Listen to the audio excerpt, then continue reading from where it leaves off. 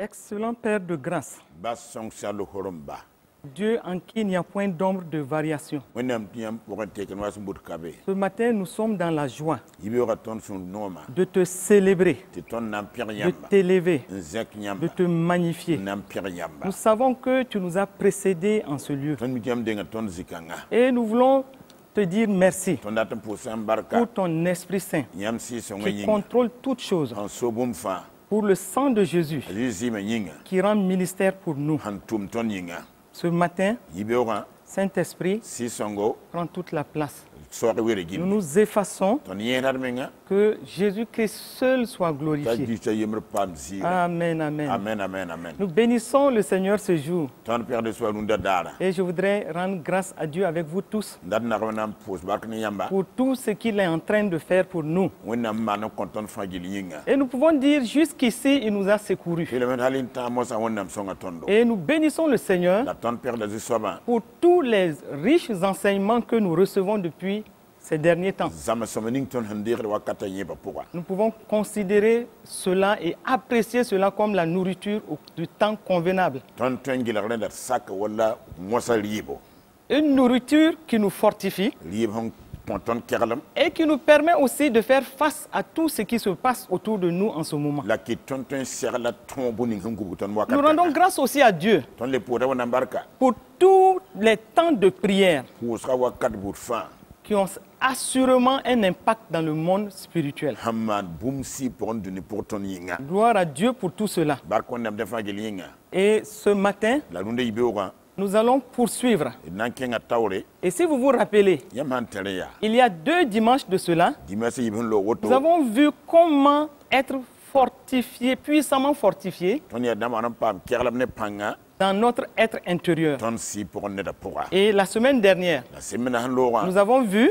ton le nyame comment celui qui a été puissamment fortifié dans son homme intérieur wan tola filu pam keralma com- asi pour ne pourquoi commence à grandir. singe dum Grandir spirituellement bit si pour et par la communion ne et l'armentale l'obéissance au Saint-Esprit. la si sont sacrés Donc quand nous regardons, ton han gesse ce sont 2 messages qui se complètent. ya koise bon lo kotaba 2 messages qui ont une suite logique. koise yibuta pour la mengzem sa Et nous avons compris ton ubam me que si notre être intérieur ton pour ne est da puissamment fortifié, sans pam kerlam ne panga cela nous donne assurément ne ko ton viendra une stabilité. ti ton ya sa wila Une stabilité ton ya sa wila spirituelle et une bonne disposition si pour la ton sur la soma pour entretenir une relation profonde et complexe avec le Saint-Esprit. nanta la ontar hiya zulungu la soma halini si son En communiant facilement avec le Saint-Esprit l'armentan nana ton ta ne si et son en étant sensible à ses voix, ti ton ha wum si son gwam en étant sensible à ses directions, ton ha wum si son da ti ton nous tese sommes en train de grandir. ton bita wakat Nous sommes kanga en train de croître. ton bitam Nous devons lui être soumis. ton serna sakabanda Nous devons lui être obéissants. ton serna sakrabamba Et en ce moment, la wakat nous kanga commençons à discerner ton sirem banga la wela volonté de Dieu. wennam datma Comme Romains 12, 2 le dit, orome pili bi bi ce yete qui est bon, ne ya soma agréable tar yam et lewo parfait. la soma Et zanga comme nous grandissons, waton hum bitam nous devons être à l'écoute de la voix de Dieu, kila da wonnam koyra mais aussi dans l'obéissance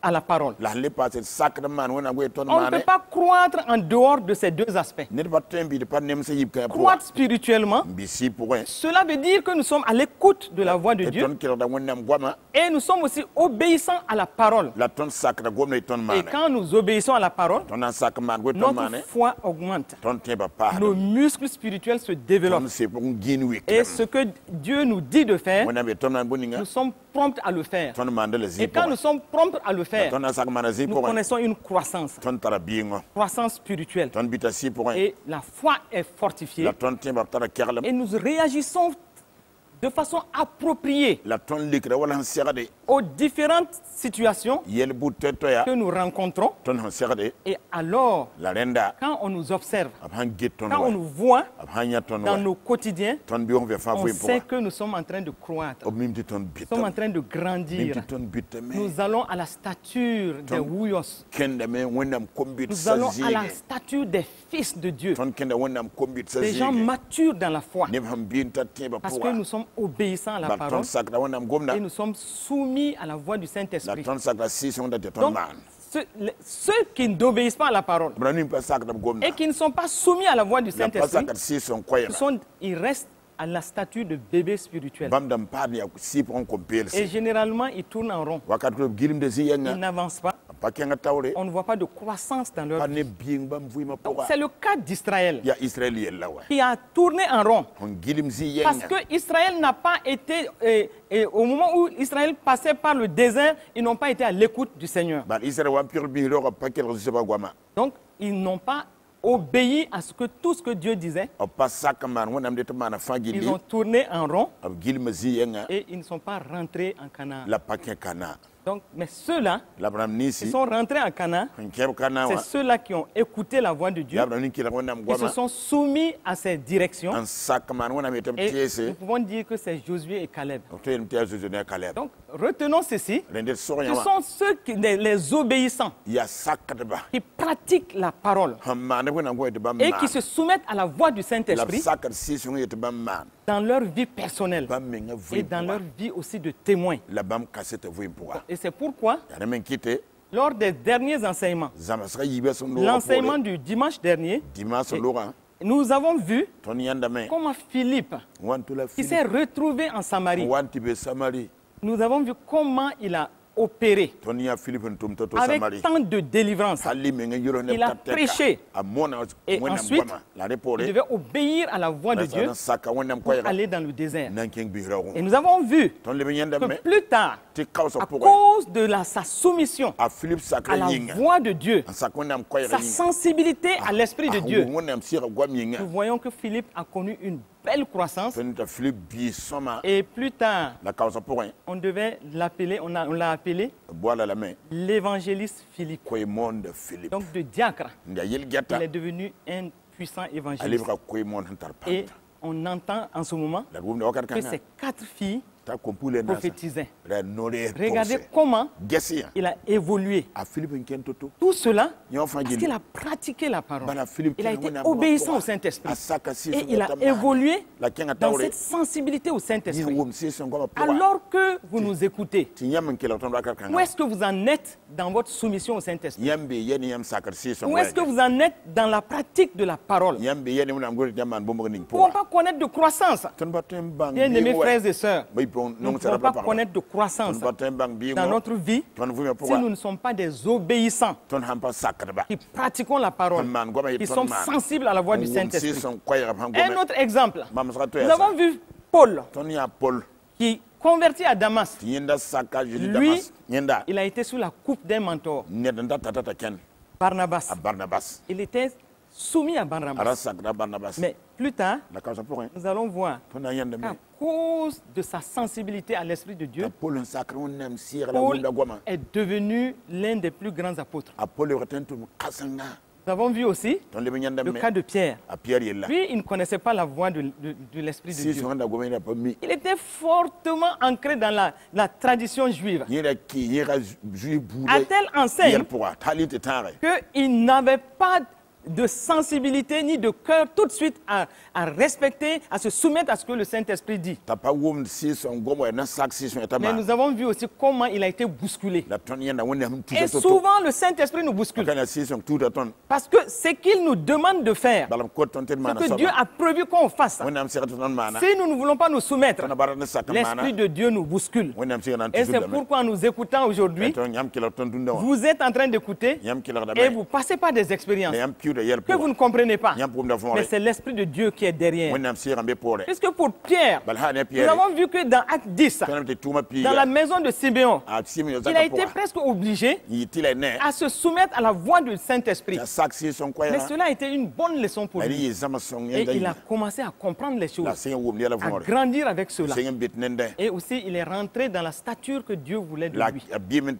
Donc, voici à peu près ce qu'on peut dire de ce qu'on retient, de tout ce qu'on a écouté, et donc nous laisser nous interpeller.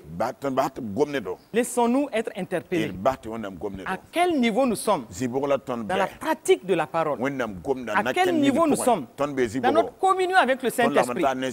À quel niveau nous sommes dans notre sensibilité à la voix de l'Esprit et pour les directions qu'il nous montre? Voici là où nous nous sommes arrêtés. Et maintenant, nous devons nous arrêter. Dire que si nous faisons ce point-là, nous devons connecter avec maintenant ce que nous allons dire. Parce que nous devons voir de façon pratique, de façon concrète, tout ce que nous sommes en train d'apprendre. Où est-ce que ça nous mène? À quoi cela doit servir? Oui, nous grandissons, nous sommes fortifiés dans notre être intérieur.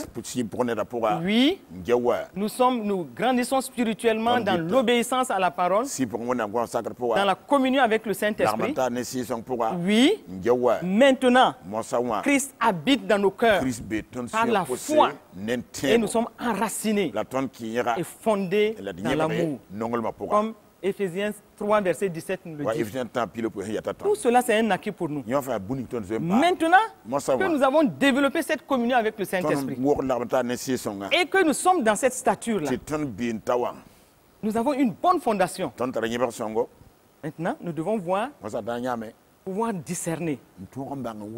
Qu'est-ce que à quoi tout cela sert? Ça doit servir au Seigneur. Le Seigneur a besoin des hommes et des femmes à ce niveau de stature pour être utiles dans son royaume, pour faire des choses auxquelles il nous appelle. Et c'est là où nous devons nous arrêter pour voir. Oui, je vais m'empresser pour faire certaines choses. Oui, je peux faire des choses en Christ. Et je vais me précipiter pour faire certaines choses. Mais asseyons-nous pour voir. Est-ce que nous savons ce que nous sommes en Christ? Deuxièmement, qu'est-ce que nous avons en Christ pour maintenant arriver à ce que nous pouvons faire en Christ? Voici 3 niveaux où nous devons nous arrêter. Nous devons nous évaluer. Et nous devons regarder est-ce que nous-mêmes, nous avons une conviction profonde de qui nous sommes en Christ. Si on nous pose la question, ah oui, tu dis que tu es un enfant de Dieu, mais au juste, qui es-tu en Christ? Qu'est-ce que nous allons dire? Et certains vont balbutier. Et ils ne sauront pas dire tout de suite, avec une certaine certitude. Voici, je suis ci, je suis ça, je suis encore à tel niveau, je suis à tel niveau. Et voilà ce que j'ai en Christ. Et à cause de tout cela, je peux faire des choses en Christ. Parce que quand on arrive à dire de façon précise et avec une conviction et que cela est une certitude en nous, ce que nous sommes en Christ, ce que nous avons en Christ, ce que nous pouvons faire en Christ, si cela est ancré en nous, si cela est une certitude que nous pouvons sortir tout de suite, nous devenons des hommes et des femmes libres. Des hommes et des femmes qui marchons dans la liberté des enfants de Dieu. Et c'est pourquoi Jésus a dit, vous connaîtrez la vérité. C'est pas seulement connaître, mais c'est connaître et expérimenter la vérité. Et si tu connais la vérité, et cela est ancré en toi, et tu expérimentes cela, cette vérité te rendra libre. Et c'est pourquoi il a dit, Jésus l'a dit, dans Jean 8, verset 32, il dit que cette vérité connue et expérimentée fera de vous des enfants de Dieu libres. Vous êtes dans une liberté des enfants de Dieu. Donc, qu'est-ce que cela veut dire? Vous marchez dans une vie chrétienne victorieuse. Vous marchez dans la domination. Vous marchez dans le succès. Vous marchez dans le triomphe. Et rien ne peut vous arrêter parce que vous êtes ancré sur des certitudes. Et c'est pourquoi pour nous, il est bon que nous puissions connecter tout ce qui a été fait, tout ce qui a été dit, à ce que nous sommes en train de déclarer. Qu'est-ce qu'on est en Christ? Qu'est-ce qu'on a en Christ? Et qu'est-ce qu'on peut faire en Christ? Cela nous rend libres. Tel est le message de ce temps de partage. Donc c'est un point que nous faisons, un petit arrêt pour voir de façon pratique. Oui, nous avons reçu tellement de choses, la parole de Dieu avec des principes tellement clairs. Mais à quoi cela nous sert? Et pour que cela nous serve, pour l'appel, pour ce que Dieu nous veut qu'on fasse. Donc nous devons être sûrs de ce que nous sommes en train de faire. Et donc malheureusement, beaucoup d'enfants de Dieu ne connaissent pas ces aspects. Ils ne connaissent pas ces éléments. Ils veulent surtout savoir ce qu'ils veulent faire. Ils veulent courir, faire beaucoup de choses. Mais les deux premiers niveaux ne sont pas réglés à leur niveau. Première chose, savoir ce qu'on est en Christ. Ce qu'on a en Christ n'est pas clair pour eux. Donc, c'est pourquoi, en ce matin-là, je voudrais qu'on s'écoute et qu'on voie ensemble où est-ce qu'on peut arriver. Donc, et si un homme ne sait pas qui il est en Christ, s'il ne sait pas ce qu'il a en Christ, soyons d'accord d'une chose, il ne saura pas en réalité ce qu'il doit faire en Christ. Donc, en ce moment-là, positionnons-nous pour regarder à travers les éléments que nous allons partager ce matin. Et cela doit nous amener dans un enracinement. C'est un enseignement d'enracinement. Et un enseignement pratique. Il se base sur ce que l'on a reçu, certes, et qui doit nous dire qu'est-ce qu'on doit ou comment on doit continuer. D'abord, qui nous sommes en Christ. Il faut t'assurer de qui tu es. Si tu ne peux pas, tu ne sais pas qui tu es, si tu n'as pas une identité claire de toi-même, alors que notre identité est très importante pour le monde spirituel. Et le monde spirituel veut toujours savoir si nous sommes certes, nous avons cette certitude de qui nous sommes en Christ. Et c'est pourquoi, on dit, Jésus, lui, il savait qui il était. Il connaissait son identité. Et cela, n'importe quand, il affichait son identité. Et nous voyons que Paul aussi a affiché toujours son identité. Mais nous voyons dans Acte 19, les 7 fils de Séva, eux, ils ne savaient pas tout cela. C'est pourquoi les démons leur ont demandé, qui êtes-vous? Vous voulez vous attaquer à nous? Qui êtes-vous? Est-ce que vous savez qui vous êtes? Nous connaissons Paul. Mais vous, qui êtes-vous? Donc, ça veut dire quoi? Ça veut dire que nous aussi, dans nos circonstances, quand nous sommes devant des situations, le monde spirituel aussi nous observe. Et ne nous trompons pas. Hein? Le monde spirituel sait. Si tu sais qui tu es, ou si tu ne le sais pas.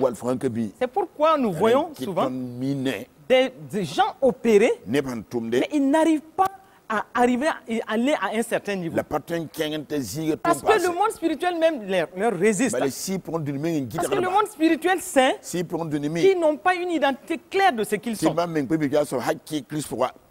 Un jour, un homme, 2 personnes étaient en train de prier pour une fille. Ils priaient. Ils ont passé presque 2 heures.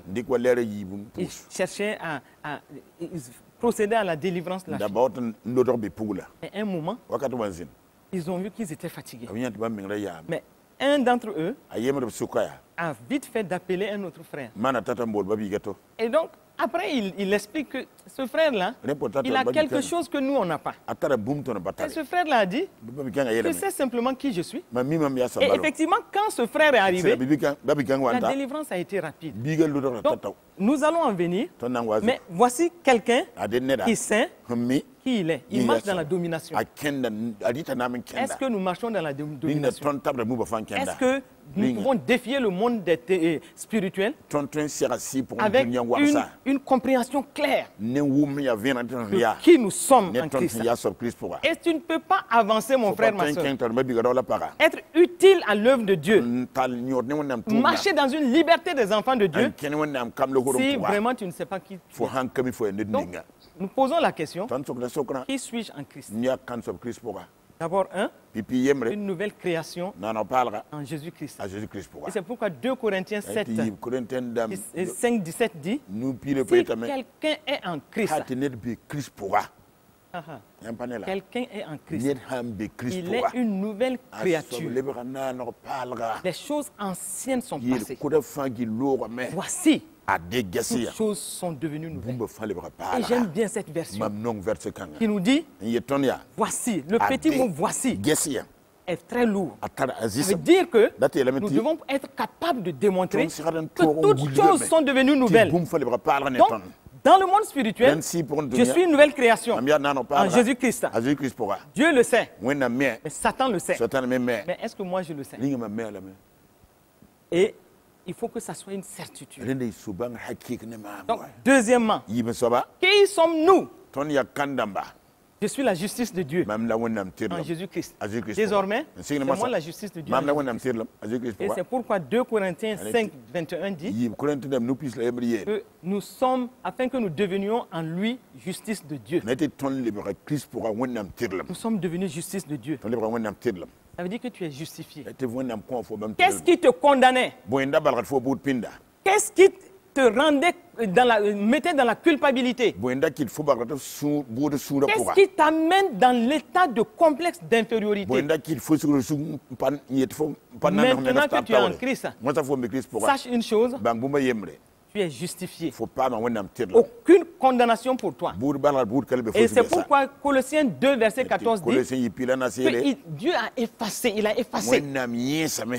Vous imaginez un tableau où il y avait beaucoup d'écritures, des actes dont les ordonnances te condamnaient, beaucoup de choses qui te condamnaient, mais il dit qu'il a effacé l'acte dont les ordonnances nous condamnaient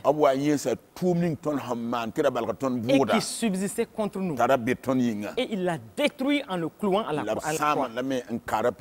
Donc, Satan ne peut plus m'accuser. Sur quoi il va se baser pour m'accuser? Si cela est une certitude pour moi. Et je sais que Dieu est content. Et moi-même, je suis content. Le monde ne peut plus me juger. Parce que je suis justifié. Pas par mes œuvres, pas par mes mérites, mais par l'œuvre achevée de Christ. Je suis justifié. Oui, est-ce que tu peux dire ce matin, tu es justifié? Oh, qu'est-ce qui te condamnait? Qu'est-ce qui te mettait sous la culpabilité? Tu es une personne justifiée. Rien ne doit te condamner. Ne reviens pas dans la culpabilité, dans le complexe d'infériorité. Non seulement devant les hommes, mais sache une chose, devant Dieu, Dieu ne te voit comme une personne neuve, une personne nouvelle, en qui il a mis de bonnes choses. Et il s'attend à travailler avec toi pour que tu sois dans la joie. Et regardez le cas de cette femme. Cette femme qui s'appelle Joyce Meyer. Quand nous avons le témoignage de cette femme, savoir tout ce par quoi elle est passée, elle le dit tout le temps dans ses messages, abusée de son père. Elle a vécu toutes sortes de vicissitudes dans sa vie et des choses qui pouvaient faire qu'elle n'allait même pas pouvoir relever la tête. Mais quand nous suivons son témoignage, elle dit, quand elle sait qu'elle est justifiée. Rien ne peut la condamner. Rien ne peut la ramener en arrière. Elle est une personne libre. Regardons aujourd'hui à quel point cette femme impacte dans le monde. Elle est comme un oiseau libre. Elle ne regarde plus à son passé. Pourquoi t'attaches-tu à ton passé? Pourquoi écoutes-tu les gens pour être dans la culpabilité? Le Seigneur peut faire des choses avec toi, mais tu es bloqué par ton passé. Tu es bloqué par les paroles des gens. Des gens qui te condamnent. Des gens qui veulent t'amener dans l'humiliation. Mais refuse cela. Parce que tu es une personne justifiée. Oh, tu es une personne justifiée. Donc, le troisième point, quand on te demande qui es-tu, qu'est-ce que tu es en Christ? Qu'est-ce que tu es? Tu es qui en Christ? Tu dois dire, je suis un sarment du sceptre divin. Ah, ça, ce n'est pas rien. Le sceptre divin, c'est qui? C'est Jésus lui-même. Et il a dit dans Jean 15, verset 5, je suis le sceptre et vous êtes le sarment. Les sarments. Nous sommes les sarments. Celui qui demeure en moi et en qui je demeure porte beaucoup de fruits. Et, car sans moi, vous ne pouvez rien. Sans moi, vous ne pouvez rien.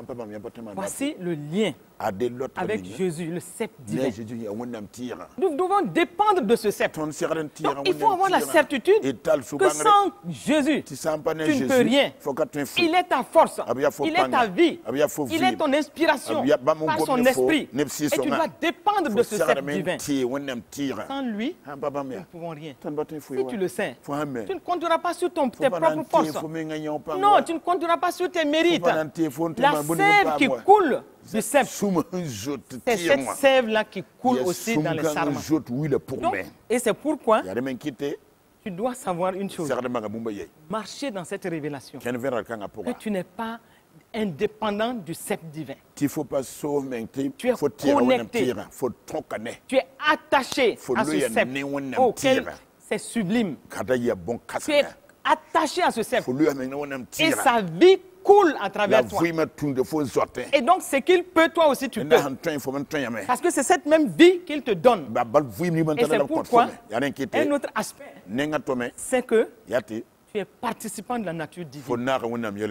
Dieu est venu habiter en toi. 2 Pierre 1 le dit. Sa divine puissance t'a donné tout ce qui contribue à la vie et à la piété. Tout ce qui peut contribuer à la vie, et à l'attachement à Dieu. Donc la nature divine est en toi. Si la nature divine est en toi, tu vis par le Saint-Esprit. Qu'est-ce qui peut te bloquer, mon frère? Qu'est-ce qui peut te bloquer, ma soeur? Et tu dois comprendre une chose. T'attacher à ces révélations, vivre ces révélations, être sûr qu'à partir de ces révélations, tu es une personne qui marche dans la victoire. Tu ne peux pas être dans la défaite. Parce qu'il y a quelque chose de particulier que tu vis. Et donc, à partir de là, tu es capable des choses que les autres ne peuvent pas faire.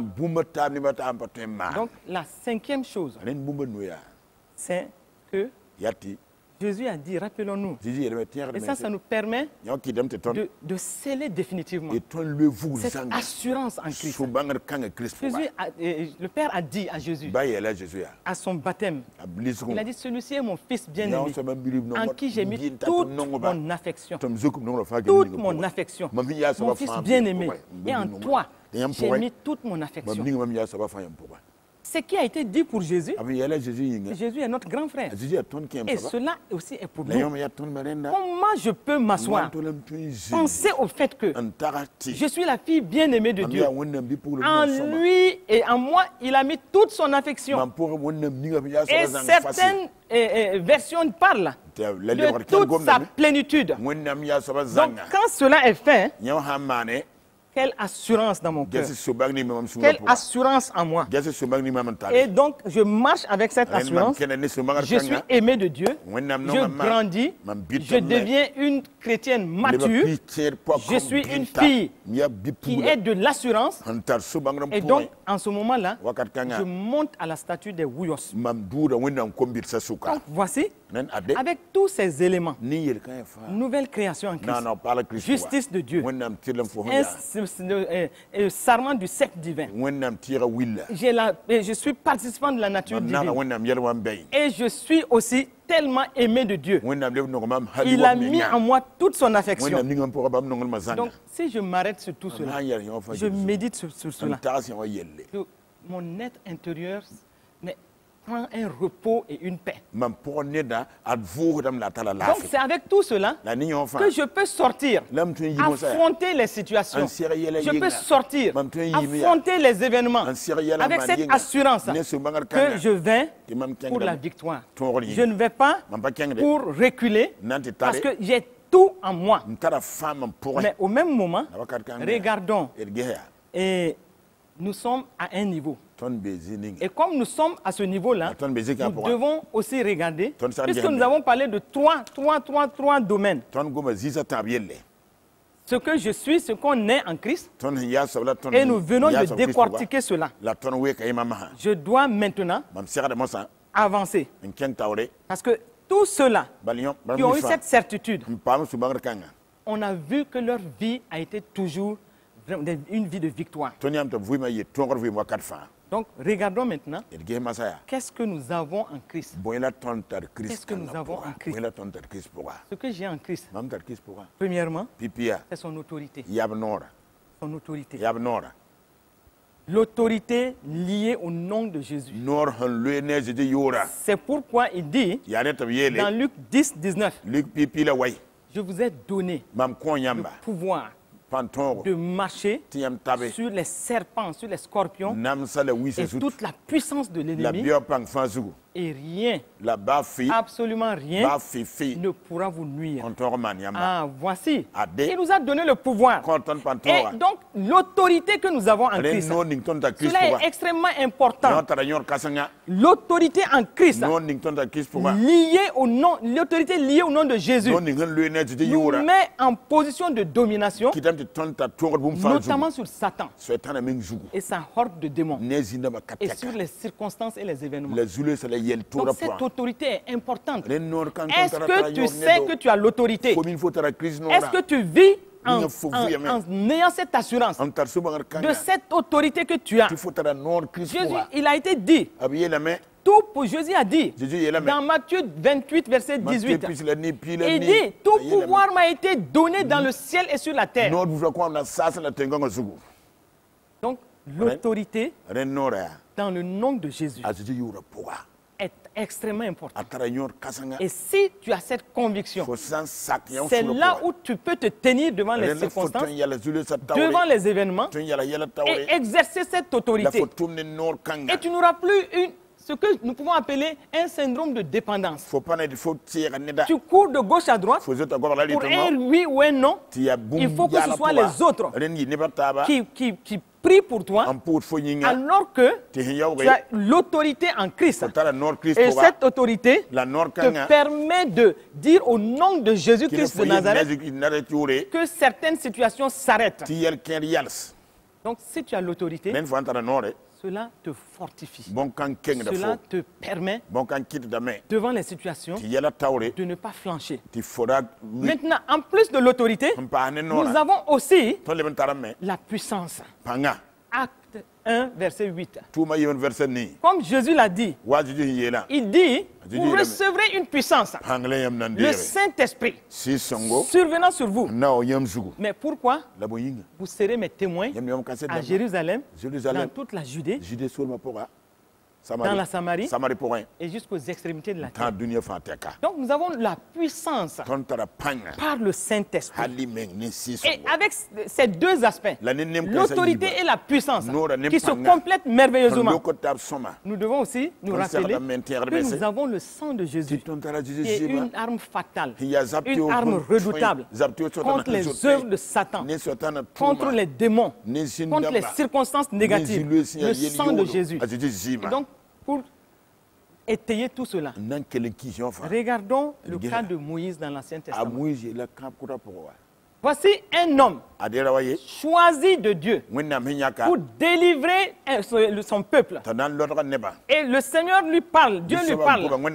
Dieu lui dit, c'est tout ce qu'il y a à faire. Parce que dès que Dieu t'appelle, il met en toi la capacité. Il met en toi tout ce qu'il faut pour que la mission qu'il te demande d'accomplir se fasse dans les meilleures conditions. Mais voici un Moïse qui était en train de discuter avec Dieu et qui était en train de vouloir démontrer à Dieu qu'il ne peut pas et qu'il ne pourra pas le faire. Il ne pourra pas y aller. Dieu donne les arguments, Dieu balaie ses arguments et il donne d'autres arguments. Dieu encore revient. Mais finalement, Dieu va s'arrêter et lui dire, qu'est-ce que tu as en main? Exode 4, verset 2. Qu'y a-t-il dans ta main? Il dit une verge. Parce qu'il n'a pas pensé que cette verge-là était le signe de l'autorité. Nous aussi, nous avons le Saint-Esprit en nous. Nous avons l'autorité de Christ. Nous avons la puissance par le Saint-Esprit. Et nous avons le sang de Jésus. Nous avons été tellement édifiés sur ces choses. Mais quand Dieu nous envoie, nous discutons. Nous disons, Seigneur, nous ne pouvons pas. Si tu ne l'as pas dit clairement, tu l'as dit par toutes les questions que tu es en train de poser. Depuis combien de temps tu es en train de poser? Dieu te parle, tu donnes des arguments. Exactement comme ce que Moïse a fait. Mais, finalement, dans Exode 4, verset 17, Dieu va lui dire, ça c'est pour résumer, Dieu va lui dire, prends dans ta main cette verge. Et c'est avec ça que tu feras des signes. Donc cette verge-là, ce dont on parle, autorité et puissance là, le sang de Jésus là, mais je ne savais pas. La verge que tu as en main, avec cette verge-là, tu vas faire des signes. Toi aussi, avec l'autorité. L'autorité est en toi. Parce que tu es une nouvelle création. Tu es justifié par Dieu. Tu es le sarment du sceptre divin. Tu es aimé de Dieu. Il a mis en toi toute sa plénitude, la plénitude de Christ. Et il a mis en toi toute son affection. Tu es participant de la nature divine. Dieu t'envoie et tu es en train de discuter. Regarde depuis combien de temps. La tâche est là. Tu es celui qui doit délivrer ta famille. Tu es celui qui doit délivrer ta communauté. Regarde cette ville-là. Dieu te parle là. Il n'a pas vu quelqu'un d'autre. Toi, tu es encore en train de discuter. Alors que tu es injustifié. Pourquoi la culpabilité? Pourquoi tu te condamnes? Et tu te dis que tu ne peux pas. Mais Dieu dit, prends cette verge avec ça. Donc va tel que tu es, avec ce que tu as en toi, va et délivre ta communauté. Donc, et plus tard, nous voyons qu'il y avait, c'est avec cette verge que Moïse va procéder, va faire presque la grande partie des miracles. Parce que tout se trouvait dans cette verge. Tout se trouve déjà en nous. Nous ne nous asseyons plus. Nous devons être utiles à Dieu. Donc avec cette verge-là, Moïse a fait la démonstration de la puissance de Dieu. Donc le Seigneur t'attend sur le terrain. Tant que tu n'iras pas, tu ne peux pas, on ne peut pas voir la démonstration de la puissance de Dieu. Il faut que tu ailles pour qu'on voie que quelque chose est en toi. Et plus tard, dans Exode 4, verset 20, quand on parle de la verge, on dit la verge de Dieu. La verge de Dieu. Donc ça veut dire qu'il avait quelque chose qu'il méprisait. Il ne savait pas qu'il avait toute cette puissance. Et nous aussi, sachons-le, en nous, quelque chose de merveilleux se trouve. Une puissance se trouve. L'autorité se trouve. Et c'est pourquoi dans les situations, n'hésitons pas. Parce que Dieu a tout mis en nous. Et vous savez, au début, quand nous prions beaucoup pour certaines situations, nous regardons à la situation. Et nos 5 sens se mettent en branle. Et on commence à douter de la parole. À nous demander, est-ce que vraiment ce que la parole de Dieu dit, est-ce que c'est réel? Mais c'est les mêmes choses. que Moïse a faite. Mais pour aller vite, regardons encore un autre cas. Le cas de Gédéon dans Juge 6. Quand Dieu apparu à Gédéon, Gédéon était assis dans la défaite comme tu es assis dans la défaite aussi. Et tu ne peux même pas penser que quelque chose de bon peut sortir de toi. Alors que Dieu t'a déjà donné une identité. Et il a ajouté à cette identité l'autorité, la puissance, le sang de Jésus en main. L'Éternel apparut à Gédéon et il dit, l'Éternel est avec toi, vaillant héros. Vaillant héros, c'était son identité. Dieu l'a salué. Il lui a donné une identité. Il dit, tu es un vaillant homme, un vaillant héros. Et plus tard, l'Éternel va se tourner vers lui. Au moment où il était en train de se dire, si je suis un vaillant héros, comment ça? Et il a continué à discuter. C'est comme Moïse. Et c'est comme la plupart d'entre nous. Mais dans Juge 6, verset 4, il a dit que l'Éternel se tourna vers lui et dit, va avec cette force que tu as. Oh ma soeur, va avec cette force que tu as. Mon frère, va avec cette force que tu as. Tu ne sais pas que tu as la force de Dieu. Tu ne sais pas que tu as l'autorité. Tu ne sais pas que tu as la puissance. Tu ne sais pas que le sang de Jésus rend ministère pour toi. Il dit, va avec la force que tu as et délivre Israël de la main de Madian. Lève-toi, toi qui écoutes. Dieu t'a beaucoup parlé. Va avec la force, l'autorité, la puissance. Et sache que le sang de Jésus est là. Va avec cette force et délivre ta communauté. Et le Seigneur lui dit, n'est-ce pas moi qui t'envoie? Et plus tard, il a fallu que Dieu lui dise, moi, je serai avec toi. Je suis là. Et la présence de Dieu en nous, la présence de Dieu nous accompagne. Surtout quand nous allons pour une mission de Dieu. Sa présence est réelle. Il dit, je serai avec toi. Et tu battras Madian comme un seul homme. Vaillant héros, son identité, la présence de Dieu avec lui, Dieu le rassure, comme Dieu nous rassure encore aujourd'hui. Les temps sont là où le Seigneur nous appelle et nous devons agir pour lui. Un héros a toujours la puissance. Et nous sommes des héros. Et quand nous allons dans les situations, nous allons pour vaincre. Et il va avec la force que tu as et délivre les enfants d'Israël de la main de l'oppresseur. Il y a des situations oppressantes en ce moment. Nous passons par un temps délicat. Nous passons par un temps où le Seigneur a besoin de nous sur le terrain, d'une manière ou d'une autre. Et c'est pourquoi ne restons pas à discuter. Dieu est avec nous. Et c'est pourquoi nous sommes fortifiés. Et nous sommes bâtis dans les choses de l'esprit. Nous marchons par l'esprit. Et c'est bien de dire tout cela. Mais à quoi ça sert pour le Seigneur?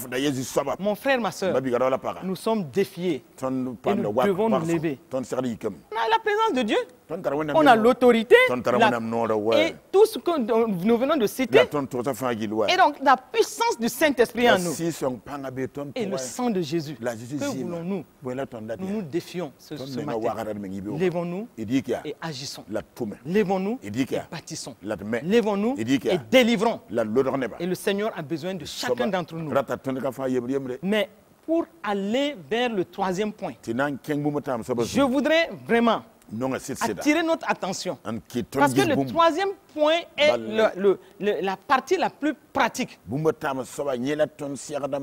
que nous pouvons faire, c'est que cela appelle, faire référence à l'action. Ça veut dire que tout est prêt en nous et nous devons agir. Mais deux points importants. Et deux points sur lesquels nous devons veiller. Et ces deux points sont tellement importants que si nous n'y veillons pas, cela ne nous permettra pas d'agir efficacement dans la dernière partie. Il peut savoir ce qu'on est en Christ. Avec tous les points qu'on a cités. Savoir ce que tu as en Christ.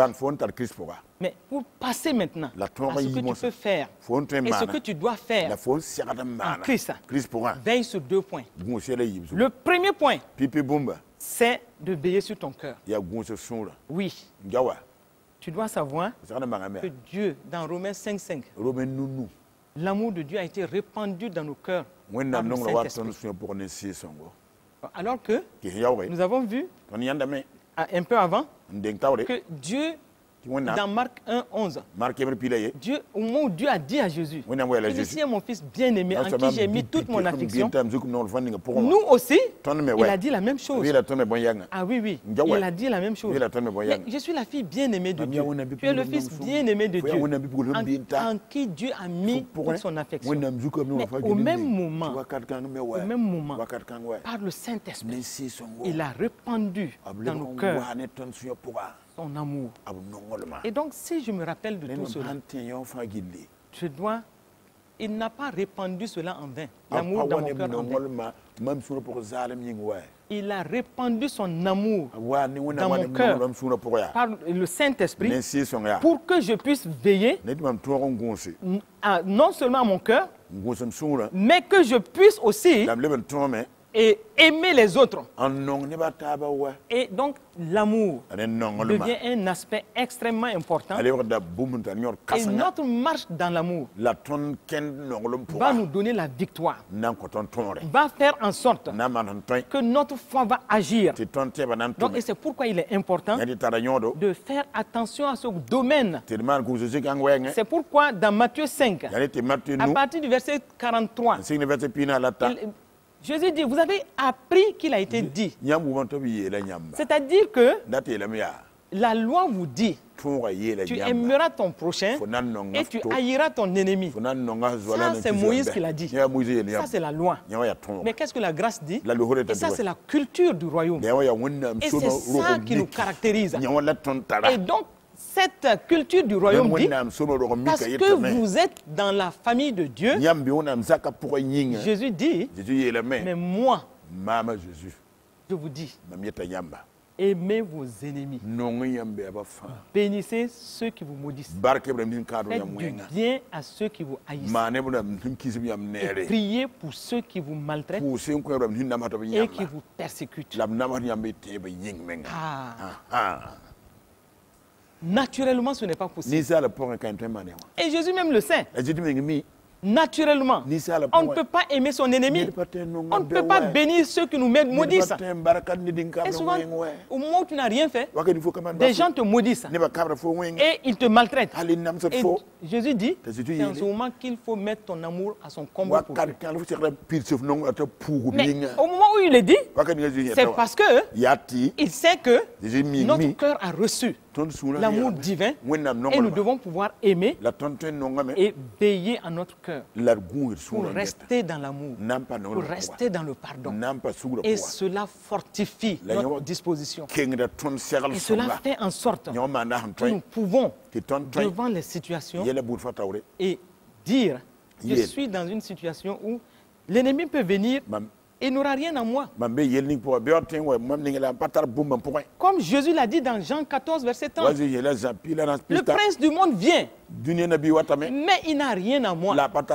Et en tant que nouvelle création, justifiée par le sang de Jésus, ayant reçu l'amour dans notre cœur, nous devons pouvoir dire, le prince de ce monde peut venir, mais il n'aura rien à moi. Parce que je fais ce que Jésus dit. Aimez vos ennemis, même ceux qui ne sont pas aimables, et pardonnez comme si tout ne dépendait que de cela. Pour aller vite, la deuxième chose, c'est de dominer le péché dans notre vie. Dominer le péché dans notre vie.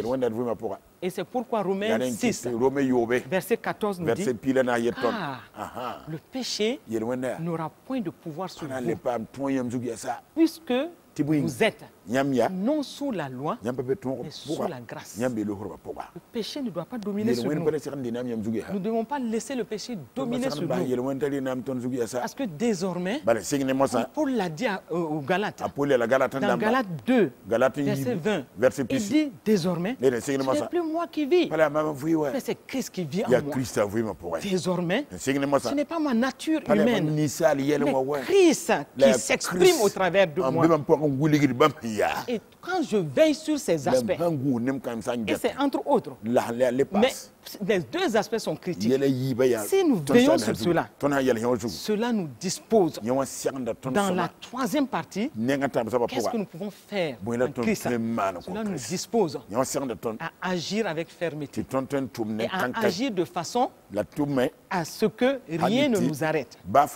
Donc, bien-aimés frères et sœurs, nous passons à cette troisième partie. Qu'est-ce que nous pouvons faire en Christ? Et c'est là où nous pouvons nous arrêter. Nous, si pour Moïse, si pour Gédéon, c'était, et eux, ils n'avaient pas l'Esprit de Dieu en eux. Et Dieu les a amenés à agir par sa force. Nous, aujourd'hui, nous avons le Saint-Esprit en nous. Et c'est pourquoi Paul va dire aux Philippiens, je puis tout par Christ qui me fortifie. Simplement parce que je suis un enfant de Dieu. Connaissant mon identité, sachant qui je suis, sachant ce que j'ai, sachant aussi garder mon cœur, sachant faire en sorte que je ne tombe pas dans le péché ne domine pas sur moi. Je puis tout par Christ qui me fortifie. Alléluia. Et nous pouvons tout par Christ qui nous fortifie. Ce n'est pas ta force, ce n'est pas ta puissance. Comme Zacharie, il est dit dans le livre de Zacharie, mais c'est par le Saint-Esprit. Je puis tout par Christ qui me fortifie. Mais au moment où les gens vont t'écouter, ils vont dire, toi là, tu peux tout par Christ qui te fortifie. Donc quand tu dis ça, toi qu'on regarde comme ça, là, tu peux quoi? C'est comme une jeune fille, elle était handicapée, moteur. Et donc, quand j'ai personnellement écouté son témoignage, j'étais ému. Et donc, c'était à une rencontre où chacun devait présenter les nouveaux convertis. Et voici que cette fille-là avait amené 38 personnes. Et qu'elle avait pu avoir en un trimestre. 38 personnes qui sont rentrées dans la bergerie. À cause de celle-ci. Mais elle dit, que quand elle parle, elle dit, je sais qui je suis. Oh, je sais ce que je peux. Je puis tout par Christ qui me fortifie. Les gens la regardent. Et on regarde le côté physique. On regarde son côté de paralysie des jambes. Et si les gens qui sont sur les deux jambes ne peuvent pas faire certaines choses, mais et toi? Et donc, voilà comment on l'a méprisé. Mais voici, et à cette cérémonie, c'était celle-là qui avait amené le plus de personnes converties. Pourquoi? Ce n'est pas lié au physique. Ce n'est pas lié à la nature physique. C'est lié à celui qui est en toi. Et c'est lié à la conviction que tu as de qui tu es, de ce que tu as et de ce que tu peux faire en Christ. Et voilà, elle est efficace. Elle est utile entre les mains du Seigneur. Toi, tu as tout. Tu peux courir. Tu as les moyens. Tu as les ressources. Mais cette fille-là est 10 fois plus efficace que toi. Notre vie doit être utile au Seigneur. Mais donc, en cela, regardons un cas pratique. Dans ce que nous sommes en train de dire, je puis tout par Christ qui me fortifie. Nous allons prendre l'exemple de David. David, c'est un exemple patent de ce que nous sommes en train de dire. Voici un jeune homme de 17 ans qui apparaît sur un champ de bataille. Il est juste envoyé comme porteur de pain à ses frères. Il arrive, il trouve dans le champ de bataille le Philistin Goliath qui sortait, qui méprisait le peuple de Dieu et qui sortait, qui insultait, qui disait du n'importe quoi. Et quand il a vu ça, quelque chose a bougé en lui. C'est pourquoi nous aussi, devant certaines situations, nous devons laisser l'Esprit de Dieu se mouvoir en nous. Mais David était mal à l'aise. Et il dit non. Et il ne comprend pas. Et après, il dit, mais tout le monde court devant cet incirconcis. Et c'est pourquoi, dans 1 Samuel 17, verset 26, David dit aux hommes qui se trouvaient près de lui, que fera-t-on à celui qui tuera ce Philistin? Parce que ce Philistin n'a même pas le droit de vivre. Et dit, et qui ôtera l'opprobre de détruire Israël. Imaginez les enfants de Dieu, Israël, le cœur de Dieu, qui est ballotté de gauche à droite. Et on l'insulte. On insulte leur Dieu. Et David s'arrête. Et dit, qui donc est ce Philistin? C'est un circoncis. Il l'appelle un circoncis. Pour insulter l'armée du Dieu vivant. Mais comment David va s'exprimer ainsi s'il n'a pas une certitude de ce qu'il est? S'il n'a pas une certitude de ce qu'il a, et s'il n'a pas une certitude de ce qu'il peut faire. Voici un homme libre, un jeune homme libre, face à tous ceux-là qui étaient sur le champ et qui couraient, qui se cachaient devant ce Philistin. Donc, ici, il propose de tuer le géant. Mais remarquez une chose. David dit, qui est donc ce Philistin? Et il ajoute, c'est un circoncis. Ça veut dire quelqu'un qui n'est pas sous alliance avec Dieu. Il est incirconcis. Parce qu'il faut être circoncis pour être dans l'alliance avec Dieu. Lui, il est un incirconcis. Et donc, lui, David, il sait qu'il est quelqu'un, il est une personne qui est dans une alliance avec son Dieu. Il est dans l'alliance avec Jéhovah. Le Dieu qui ne change pas. Et il connaît l'histoire de Jéhovah. Il a une alliance avec lui. Donc, tranquillement, il propose de tuer ce géant. Mais au même moment, regardez quelles vont être les réactions.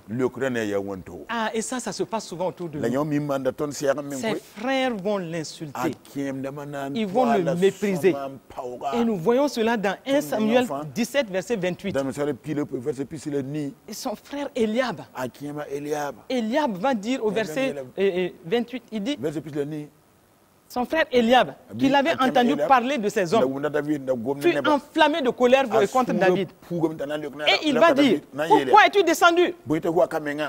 Et à qui as-tu laissé ce peu de brebis dans le désert? Et il dit, je connais ton orgueil et la malice de ton cœur. Donc voici son propre frère, au lieu de s'émerveiller devant le courage de son frère, petit frère, il commence à le traiter d'orgueilleux.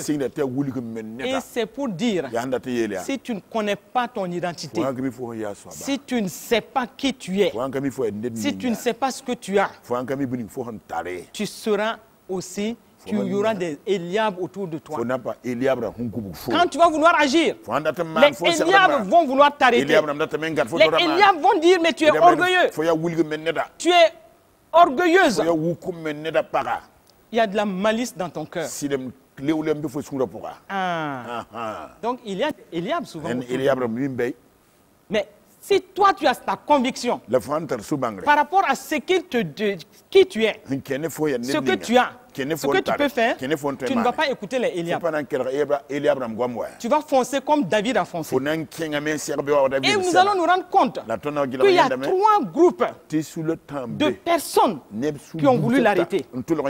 Et ces 3 groupes sont toujours autour de nous. Eliab, ses propres frères. C'est pourquoi, même dans les assemblées, il y a des Eliab souvent. Des jeunes veulent s'élever. On dit, mais vous êtes orgueilleux. Non. Encouragez-les.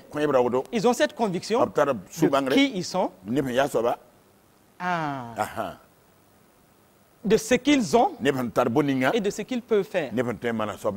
Encouragez-les et regardez, priez pour eux. Mais ne soyez pas des Eliab pour arrêter l'élan de la jeunesse. Et donc, pas seulement la jeunesse. Et il y a des gens qui veulent toujours arrêter ce qu'on veut faire malgré notre certitude, malgré notre conviction.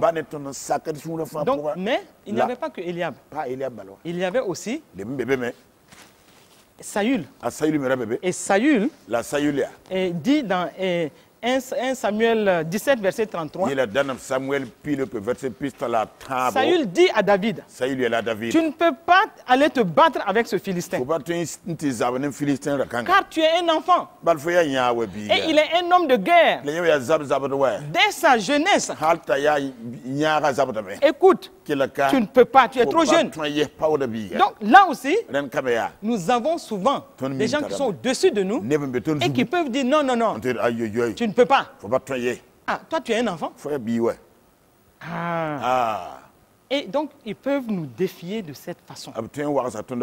Mais quand tu es positionné, quand tu sais ce qui tu es, quand tu sais ce que tu as, quand tu sais que tu peux dire, je puis tout, pas par ma force, mais par Christ qui me fortifie. Quand tu peux dire ça, tu ne vas pas écouter les Saül. Tu ne vas pas écouter les Eliab. Mais et c'est pourquoi vous voulez vous lever. Mais dans ton cas, on va dire, toi tu crois quoi? On te voit ici là. Mais ces gens qui parlent et qui peuvent même dire, mais toi tu es une analphabète. Toi tu es un analphabète. Mais tu vas faire quoi? Ou bien tu n'es qu'une femme. Ou tu n'es qu'une jeune fille. Et puis tu es qui dans tout ça? Pourquoi tu cherches le nom? Mais quand vous entendez ça, laissez le Saint-Esprit vous donner le témoignage intérieur.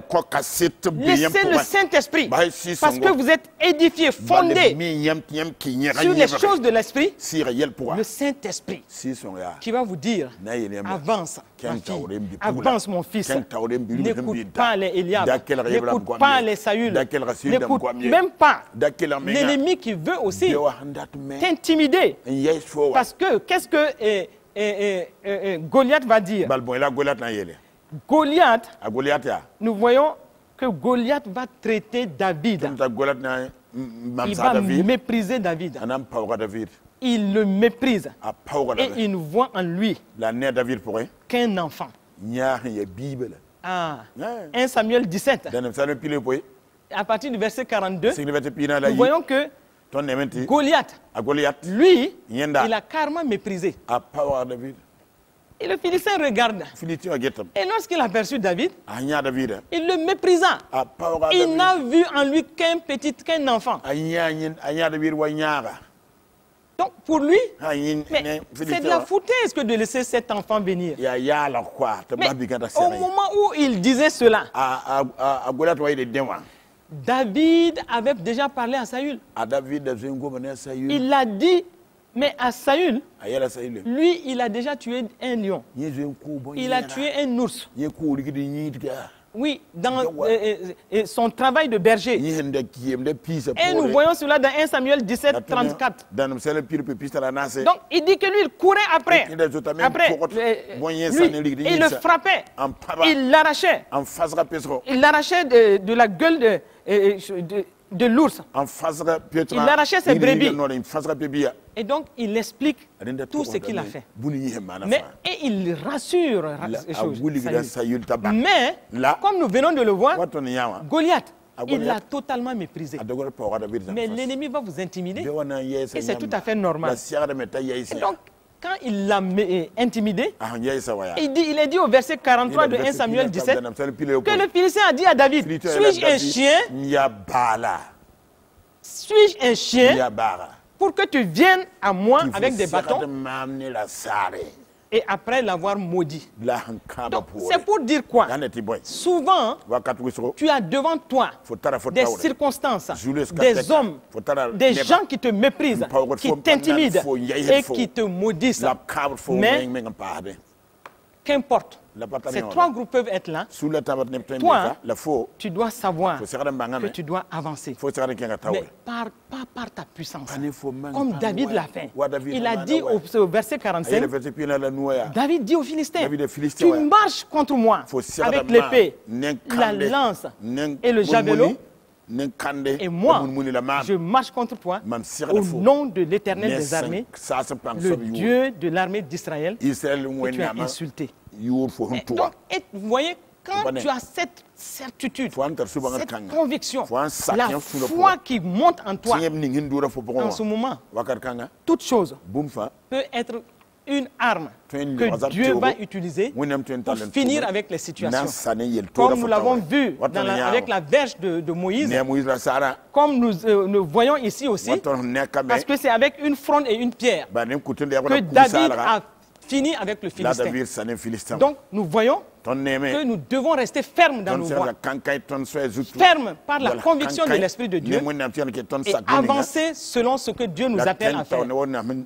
Soyons convaincus d'une chose, tout ce que nous sommes en train de recevoir est pour que nous puissions être utiles entre les mains du Seigneur. Mais qu'est-ce qu'on peut faire encore?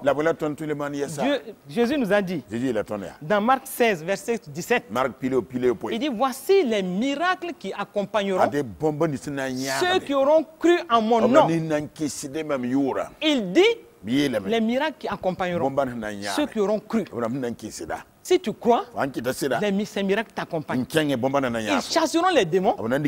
Ils parleront de nouvelles langues. Ils saisiront des serpents. S'ils boivent quelques breuvages mortels, il ne leur fera point de mal. Et ils imposeront les mains aux malades. Et les malades seront guéris. Quelle parole sublime. Si nous avons une telle parole, et nous sommes convaincus de qui nous sommes, nous devons nous lever, être véritablement utile entre les mains du Seigneur. Tu as cru, voici les miracles qui t'accompagnent. Mais toutes ces paroles ne doivent pas rester simplement des paroles juste entre nos mains.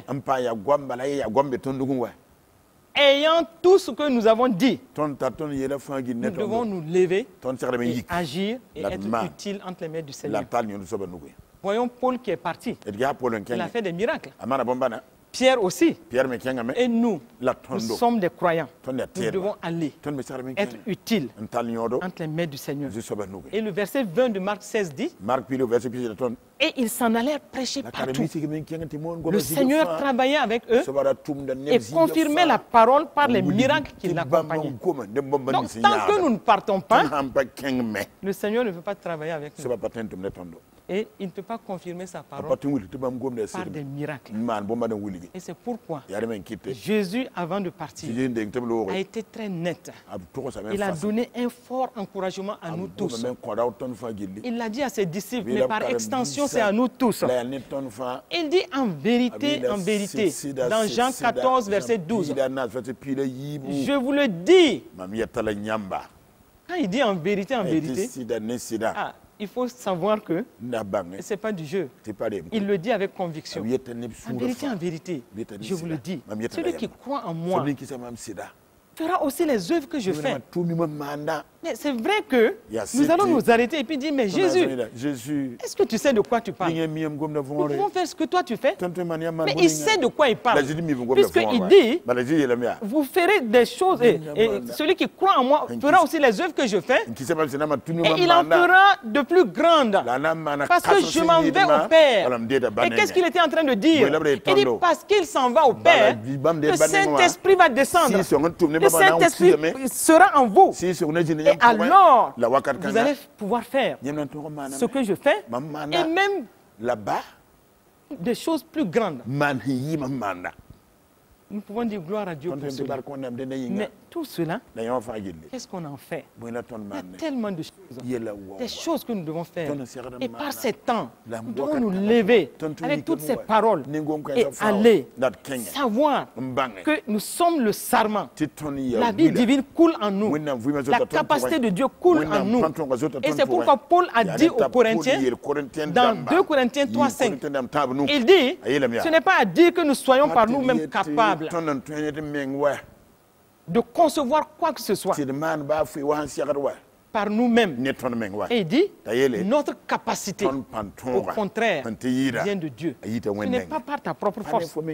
Et donc, soyons convaincus que cela soit des certitudes pour nous. Je ne le fais pas par ma force, ni par un pouvoir quelconque, mais je le fais par l'Esprit de Dieu qui est en moi. Et c'est pourquoi, une fois de plus, je puis tout par Christ qui me fortifie.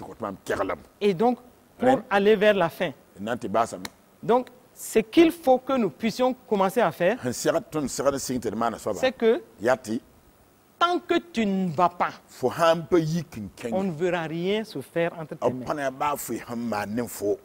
Mais quand tu te décides aussi à faire, tu dois savoir ce que tu es en Christ.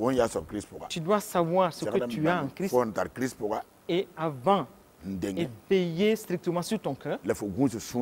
Et avant de faire tout ce que tu peux faire pour Christ. Et alors, tu es un homme libre, marchant dans le succès, marchant dans la domination, marchant dans le triomphe. Et si tu es un héritier, et tu as tout ce qu'il faut, donc avance avec cela. Quand tu es un témoin, tu reçois cette capacité, cette onction, cette puissance en toi. Donc tu dois aller. Et donc c'est pour dire qu'au moment où nous terminons, nous devons réfléchir à tout cela, évaluer ces choses, nous asseoir et dire oui, nous sommes puissamment fortifiés par dans notre homme intérieur.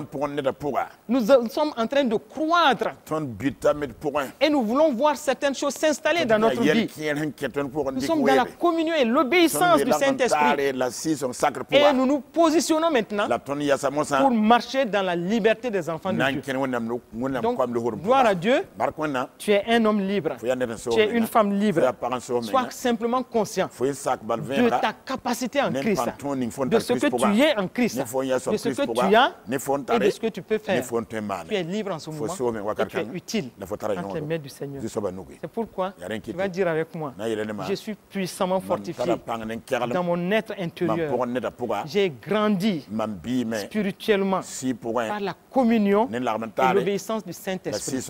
Je sais qui je suis en Christ. Je sais ce que j'ai en Christ. Je sais ce que je peux faire en Christ. Maintenant, je suis positionné pour être utile au Seigneur. Et je marche dans la liberté des enfants de Dieu. Je suis une femme libre. Je suis un homme libre. Je suis consciente de tout ce qui est en moi. Et c'est pourquoi je suis dans la victoire. Excellent Père de grâce, merci pour ce temps. Merci pour ta parole.